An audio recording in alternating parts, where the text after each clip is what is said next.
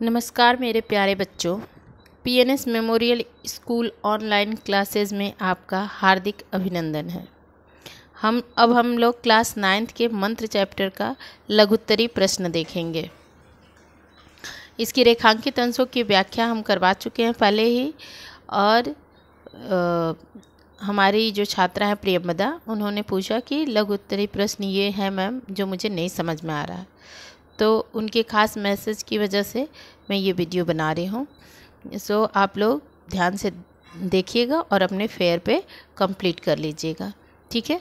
तो पहला प्रश्न है, क्या मंत्र एक मर्मस्पर्शी कहानी है और क्यों? मंत्र एक मर्मस्पर्शी कहानी है। भगत अपने पुत्र के जीवनदान की याचना डॉक्टर चड्ढा के समक्ष करता है, लेकिन चड्ढा के ऊपर उसका कोई असर नहीं हुआ। अपनी बीमारी के कारण भगत का लड़का इस दुनिया से सिधार गया। डॉक्टर चड्ढा के लड़के को सर्प ने जब डस लिया तो चड्ढा ने बूढ़े भगत को इलाज के लिए बुलवाया था। पहले तो भगत ने ना कर दिया, लेकिन रात में चड्ढा के लड़के के उपचार के लिए जाता है। उसके उपचार से चड्ढा के लड़के की जान बच जाती है। अब हमारा दूसरा प्रश्न है।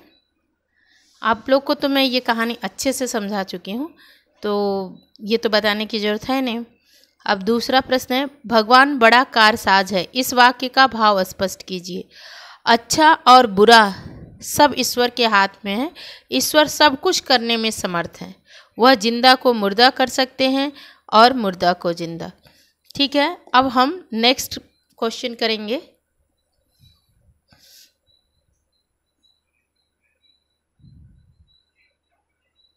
अगला प्रश्न है हमारा, अंततः भगत डॉक्टर चड्ढा के पुत्र को बचाने क्यों चला गया?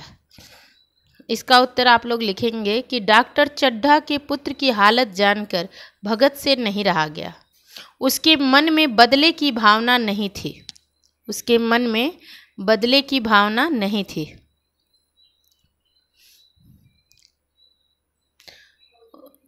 उसके मन में बदले की भावना नहीं थी। जीवन में इस तरह का उसने कभी कोई कार्य नहीं किया। भगत के मन में दया थी, इसलिए डॉक्टर चड्ढा के पुत्र को बचाने चला गया।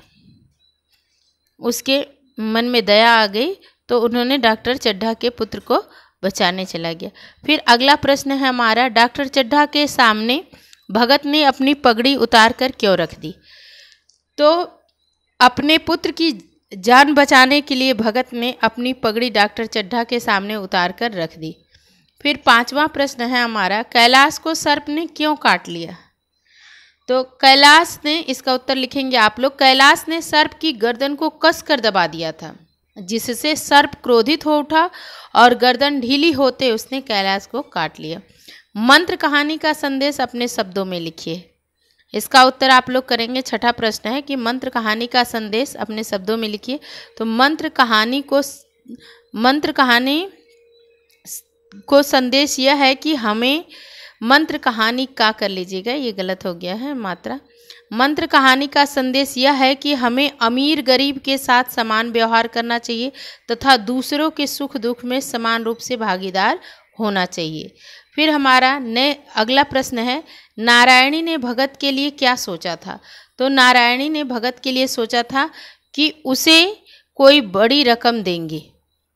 ठीक है, अब हमारा अगला प्रश्न है, कैलाश के जन्म दिवस की तैयारियों को अपने शब्दों में लिखिए। ये लघुत्तरी प्रश्न है जो आप लोग करेंगे कि कैलाश के 20वें जन्मदिन डाल लीजिएगा पर हरी घास पर कुर्सियां बिछी हुई थी।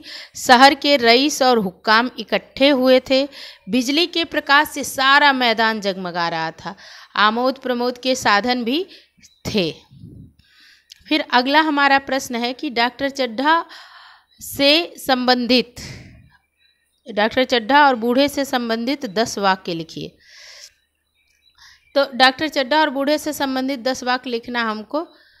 तो आप लोग को तो पता ही है कि डॉक्टर चड्ढा कैसा था और बूढ़ा भगत कैसा था, लेकिन मैं आप लोग को लिखवा देती हूँ, लिख लीजिए। डॉक्टर चड्ढा ने खूब यश और धन कमाया, लेकिन इसके साथ ही अपने स्वास्थ्य की रक्षा भी की। 50 वर्ष की अवस्था में उसकी चुस्ती और फुर्ती युवकों को भी लज्जित करती थी। उनके प्रत्येक काम का समय निश्चित था। इस नियम से वह जौ भर भी न टलते थे। डॉक्टर चड्ढा उपचार और संयम का रहस्य खूब समझते थे। बूढ़ा भगत विनम्र और दयालु था। वह पुत्र के निधन के बाद भी धैर्य धारण किए हुए था। वह नियमित रूप से अपने जीवन निर्वाह के लिए कार्य करता था। भगत में बदले की भावना नहीं थी। वह जब चड्ढा के बेटे की सांप काटने की खबर सुनता है तो उससे रहा नहीं जाता और रात में चड्ढा के घर पहुंच जाता है। वहां वह झाड़ फूंक करता है। उसके झाड़ फूंक से डॉक्टर चड्ढा का लड़का ठीक हो जाता है। अब हमारा 10वां प्रश्न है, इस पाठ से आपको क्या शिक्षा मिलती है? तो हम इसको कर लेंगे कि इस पाठ से हमें यह शिक्षा मिलती है कि दूसरे के सुख दुख में समान रूप से भागीदार होना चाहिए। ठीक है, अब हमारा प्रश्न उत्तर समाप्त हुआ। अब हम मिलेंगे नेक्स्ट वीडियो में। धन्यवाद।